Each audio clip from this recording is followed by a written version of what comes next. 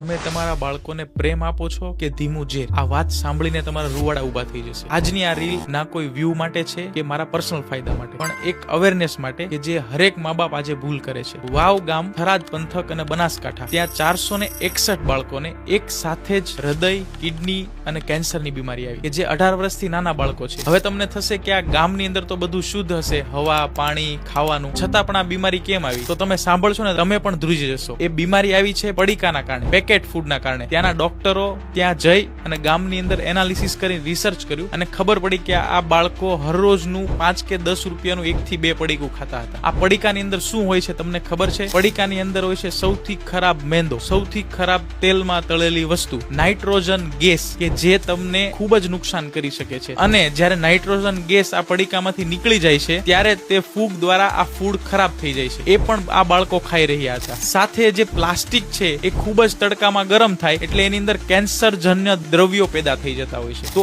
આ છે મેઇન પડીકા, જે તમે તમારા બાળકોને 5 કે 10 રૂપિયા આપી અને છૂટા થઈ જાવ છો અને બાળકોને મજા પડી જાય છે. પણ આજે ચેતી જજો કે જો તમે રોજ બાળકોને પડીકા આપો છો તો તમે આજે પણ તમારા બાળકોને બચાવી શકો છો. જેટલો પણ નાસ્તો બહારનો ખાય છે એની જગ્યાએ તમે ઘરનો નાસ્તો આપી શકો છો. ઘરે બધું જ બની શકે છે. કમસે કમ તે શુદ્ધ તો હશે. તો આ રીલને વ્યૂ માટે નહીં કે કોઈ પણ ફાયદા માટે નહીં, પણ દરેક મા બાપને